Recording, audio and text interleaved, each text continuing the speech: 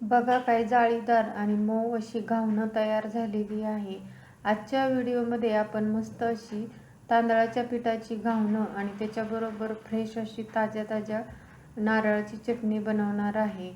अगदी साधी सोपी रेसिपी आहे, पण काही जणांना घावणं बनवता येत नाहीत. या व्हिडिओमध्ये अगदी छोट्या छोट्या टिप्स दिलेल्या आहेत, त्यामुळे पहिल्यांदा जरी घावणं बनवत असाल तर अगदी परफेक्ट बनतील.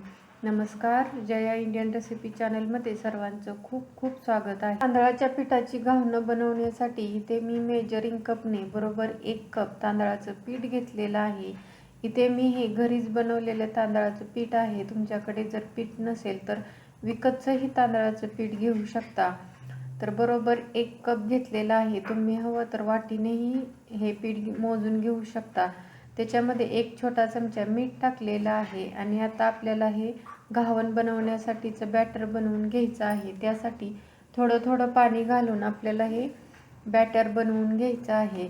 तर एकदम पाणी नाही घालायचं. एकदम पाणी घातलं तर खूप जास्त गाठी होतात आणि त्या मोडता येत नाही. थोडं थोडंसं पाणी घालायचं आणि जेवढ्या शक्य असतील तेवढ्या गाठी मोडायच्या आहेत आणि पाणी ओतायचं आहे. इथे मी पहिल्यांदा 1 कप पाणी घेतलेलं आहे आणि थोडं थोडंच पाणी घालत आहे आणि त्याच्यानंतर त्याच्यामध्ये शक्य असतील तेवढ्या गाठी मोडत मोडत इथे मी पाणी ओतत आहे. हे घावणं शक्यतो सकाळच्या नाश्त्यामध्ये बनवलं जातं. कोकणामध्ये हे अगदी रोजच्या आहारामध्ये सकाळच्या नाश्त्यासाठी बनवलं जातं. तर बघू शकता, सुरुवातीला मी 1 कप पाणी पूर्ण ओतलेलं आहे. त्याच्यानंतर आणखी अर्धा कप बरोबर 1.5 कप पाणी मी हे मिश्रण बनवण्यासाठी ओतलेलं आहे आणि अशा पद्धतीने या घावणाच्या मिश्रणाची कन्सिस्टन्सी हवी आहे. हे बघू शकता, अशा पद्धतीची कन्सिस्टन्सी आहे, असं जास्त घट्ट नाही. आता हे आपल्याला घावणाचं पीठ आहे ना, ते 10 मिनिटे भिजण्यासाठी ठेवायचं आहे. आता हे पीठ भिजत आहे ना, तोपर्यंत आपल्याला ह्याच्याबरोबर खाण्यासाठीची ओल्या नारळाची चटणी बनवायची आहे. तर काय करायचं आहे, नारळाची चटणी बनवण्यासाठी इथे मी साहित्य घेतलेले आहेत. तर इथे मी ताजा नारळ चिरून घेतलेला आहे. त्याचबरोबर 2 चमचे डाळवं घेतलेली आहे. त्यानंतर भरपूर अशी ताजी कोथिंबीर घ्यायची आहे. चवीनुसार मीठ घेतलेलं आहे आणि इथे मी आलं घेतलेलं आहे आणि 1 हिरवी मिरची घेतलेली आहे. मिरची तुम्ही आवडीप्रमाणे कमी जास्त करू शकता आणि त्याचबरोबर थोडंसं पाणी घेतलेलं आहे. यातलं जेवढं लागेल तेवढंच पाणी वापरायचं आहे. चटणी बनवण्यासाठी मिक्सरच्या भांड्यामध्ये जे नारळ घेतलेला आहे तो टाकलेला आहे. त्यानंतर भाजलेली डाळ टाकलेली आहे. त्यानंतर आलं टाकताना असं डायरेक्ट टाकायचं नाही, असं बारीक बारीक चिरून टाकायचं, म्हणजे मिक्सरमध्ये ते छान असं बारीक होतं. त्यानंतर जी मिरची घेतलेली आहे तीही आपल्याला असे तुकडे करून टाकायचे आहेत, म्हणजे व्यवस्थित बारीक होतात, नाहीतर तसेच तुकडे राहतात. तर मिरची तुम्ही आवडीप्रमाणे कमी जास्त करू शकता. त्याचबरोबर इथे मी भरपूर अशी कोथिंबीर टाकलेली आहे आणि जशी तुम्हाला कन्सिस्टन्सी हवी आहे ना, त्यानुसार याच्यामध्ये पाणी ओतलेलं आहे. इथे मी मीठही याच्यामध्ये टाकलेलं आहे. तर बघू शकता, आपली ओल्या नारळाची चटणीही तयार झालेली आहे. तुम्ही या चटणीमध्ये लसूणही घालू शकता. इथे मी लसूण घातलेला नाही. मस्त अशी आपली ओल्या नारळाची चटणी तयार झालेली आहे आणि तुम्हाला जशी कन्सिस्टन्सी आवडते ना, त्या पद्धतीने तुम्ही करू शकता. त्याचबरोबर याच्यावरती फोडणीही देऊ शकता. इथे मी या चटणीवरती फोडणी दिलेली नाही. आता घावणं बनवण्यासाठी जो तवा घेतलेला आहे ना, त्याला आपल्याला तेल लावायचं आहे. इथे मी हा नॉनस्टिकचा तवा घेतलेला आहे. तुम्ही कोणताही तवा घेत असाल ना, तर थोडंसं याला तेल लावून टिश्यू पेपरने पुसून घ्यायचं आहे, म्हणजे आपली घावणं आहेत ना ती या तव्याला चिकटत नाही. इथे मी नॉनस्टिक तवा घेतलेला आहे. त्याला तेल नाही लावलं तरीही चालू शकते, पण पहिल्यांदा जे घावण बनवायचं आहे ना, त्यावेळेस मी तेल नक्की लावते, जेणेकरून घावणं आपली अजिबात चिकटत नाहीत. तर इथे मी गॅस फुल ठेवलेला आहे आणि हा तवा अगदी छान असा कडकडीत गरम करून घ्यायचा आहे. आता इकडे तवा गरम होत आहे ना, तोपर्यंत इथे 10 मिनिटेही झालेली आहेत आणि इथं जे आपलं घावणाचं पीठ आहे ना, तेही छान असं भिजलेलं आहे. तांदळाचं पीठ असतं ना, ते खाली असं जाऊन बसतं, त्यामुळे आपल्याला पुन्हा एकदा असं हलवून घ्यायचं आहे आणि हे तांदळाचं पीठ 10 मिनिटामध्ये व्यवस्थित भिजलं जातं. आपल्याला खालून अगदी हलवून घ्यायचं आहे, जेणेकरून हे खाली तांदळाचं पीठ गेलेलं होतं ना ते व्यवस्थित मिक्स होईल. आता घावन बनवायच्या अगोदर हे जे छान असं मिक्स करून घेतलेलं आहे.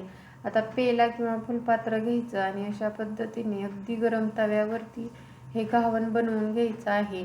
सुरुवातीला आपल्याला हे जे मिश्रण आहे ना ते कडेने टाकायचं आहे. इथे मी व्हिडिओमध्ये दाखवत आहे त्या पद्धतीने व्यवस्थित असं घावन बनवून घ्यायचं आहे. पहिल्यांदा मी कडेने हे मिश्रण टाकलेलं आहे, त्याच्यानंतर मध्ये टाकलेलं आहे. आपला जर तवा अगदी कडकडीत धूर येईपर्यंत गरम करून घेतला ना तर घावनाला अशी छान अशी सुंदर जाळी येते. तर सुरुवातीला मी काय करणार आहे, गॅसची फ्लेम फुलच ठेवलेली आहे आणि सर्व बाजूनी व्यवस्थित जाळी यावी म्हणून इथे मी अशा पद्धतीने हा तवा सर्व बाजूनी हलवून घेत आहे, जेणेकरून आपले जे घावन आहे ना ते सर्व बाजूनी छान जाळीदार होईल. आणि वरच्या साईडनी थोडंसं हे घावन सुकलं ना याच्यावरती आपण थोडंसं तेल किंवा तूप सोडायचं आहे, म्हणजे हे घावन आहे ना ते साईडनीही व्यवस्थित निघलं जातं. आता काय करायचं आहे, आपल्याला गॅसची फ्लेम अगदी कमी करायची आहे आणि त्याच्यावरती झाकण ठेवून आपल्याला हे घावन 1 ते 2 मिनिटे छान असं भाजून घ्यायचं आहे. आणि 1 ते 2 मिनिटानंतर पुन्हा आपल्याला याच्यावरचं ताट काढायचं आहे आणि ताट काढल्यानंतरही पुन्हा हे घावन आपल्याला न झाकता 1 ते 2 मिनिटे छान असं भाजून घ्यायचं आहे. ज्यावेळेस या घावनाच्या कडा अशा वरती येतात ना त्यावेळेस आपण समजायचं आहे की आपलं घावन व्यवस्थित भाजलेलं आहे. आता सर्व साईडनी व्यवस्थित हलक्या हाताने आपल्याला हे घावन काढून घ्यायचं आहे. दुसऱ्या साईडनीही 1 मिनिटभर कमी गॅसवरती आपल्याला हे घावन छान असं भाजून घ्यायचं आहे. बघू शकता अगदी छान जाळी याला सुटलेली आहे आणि मस्त असं आपलं हे घावन तयार झालेलं आहे. आता या साईडनीही खालच्या साईडनीही व्यवस्थित आपलं घावन 1 ते 2 मिनिटे छान असं भाजून घेतलेलं आहे आणि मस्त असं आपलं हे घावन तयार झालेलं आहे. आता हे घावन ताटामध्ये वाढताना कसं वाढलं जातं, तर अशा पद्धतीने आपल्याला याची घडी करायची आहे. 1 घडी करून नंतर ही घडी करायची आहे. तर अशा पद्धतीने त्रिकोणी आकारामध्ये हे घावन ताटामध्ये वाढताना वाढलं जातं. बघू शकता मस्त अगदी मऊ जाळीदार हे घावन तयार झालेलं आहे. आता पहिलं घावन काढून घेतलं ना पुन्हा गॅसची फ्लेम फुल करायची आहे, जेणेकरून हा तवा अगदी छान असा गरम होईल. त्याचबरोबर हे जे घावनाचं मिश्रण आहे ना तेही पुन्हा एकदा हलवायचं आहे, कारण तर तांदळाचं पीठ खाली जाऊन बसतं. प्रत्येक वेळेस आपण तव्यामध्ये घावन बनवताना हे मिश्रण छान असं हलवून घ्यायचं आहे. पुन्हा आपल्याला हे घावन बनवून घ्यायचं आहे. मी तुम्हाला आणखीन एक हे घावन बनवून दाखवते. तवा चांगला कडकडीत गरम करून घ्यायचा आहे. सुरुवातीला आपल्याला कडेनेच हे मिश्रण अशा पद्धतीने ओतून घ्यायचं आहे. तवा जर व्यवस्थित गरम नाही झाला तर या घावनाला जाळी सुटत नाही. जिथे तवा कमी गरम असेल ना तिथे जाळीही कमी येते. पद्धतीने मी हे दुसरंही घावन व्यवस्थित या तव्यावरती बनवत आहे. तर सुरुवातीला गॅसची फ्लेम ही फुल ठेवायची आहे, म्हणजे गॅसची फ्लेम जर फुल असेल तर याला छान अशी जाळी येते. आता वरच्या साईडनी हे घावन छान असं सुकलं ना आपल्याला याच्यावरती तेल किंवा तूप टाकायचं आहे. सुरुवातीला कडेने टाकायचं, त्यानंतर सर्व बाजूनी थोडंसं तेल टाकून आपल्याला गॅसची फ्लेम कमी करून हे छान असं झाकून ठेवायचं आहे. 1 ते 2 मिनिटानंतर पुन्हा आपल्याला याच्यावरचं झाकण काढायचं आहे. बघा काय छान असं जाळीदार दिसत आहे. आता दुसऱ्या साईडनीही छान असं आपल्याला 1 ते 2 मिनिटे न झाकता छान असं भाजून घ्यायचं आहे. आता दुसरंही घावन छान असं तयार झालेलं आहे. आता हेही घावन आपण ताटामध्ये वाढताना अशा पद्धतीने याच्या 2 घड्या घालून घ्यायच्या आहेत, म्हणजे त्रिकोणी आकारामध्ये हे घावन बनवून घ्यायचं आहे. मस्त अशी आपली ही घावनं तयार झालेली आहेत आणि आपण सुरुवातीला चटणीही छान अशी बनवून घेतलेली आहेत. आता राहिलेली घावनंही मी अशाच पद्धतीने बनवून घेते. ते आज आपण मऊ जाळीदार तांदळाच्या पिठाची घावनं बनवलेली आहे, त्याचबरोबर छान अशी चटणीही बनवलेली आहे. तुम्ही या टिप्स वापरून नक्की तांदळाच्या पिठाची घावनं बनवू शकता. सकाळच्या नाश्त्यासाठी किंवा मग चहाबरोबरही काही जण ही घावनं खातात, त्याचबरोबर नॉनव्हेज बरोबरही काही जण ही घावनं खातात. तर बघू शकता अगदी मऊ जाळीदार ही घावन तयार झालेली आहेत.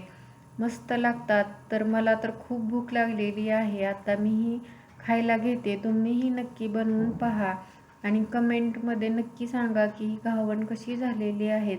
तुम्हाला ही रेसिपी आवडली तर नक्की लाईक करा, शेअर करा. चॅनलवरती नवीन असाल प्लीज चॅनलला सबस्क्राईब करा. त्याच्या शेजारी जे बेल आयकॉन आहे तेही प्रेस करा, म्हणजे नवीन व्हिडिओचं नोटिफिकेशन भेटेल. व्हिडिओ शेवटपर्यंत पाहिल्याबद्दल खूप खूप धन्यवाद. पुन्हा भेटूया अशाच नवीन रेसिपी बरोबर. तोपर्यंत मस्त खा, हेल्दी रहा. नमस्कार.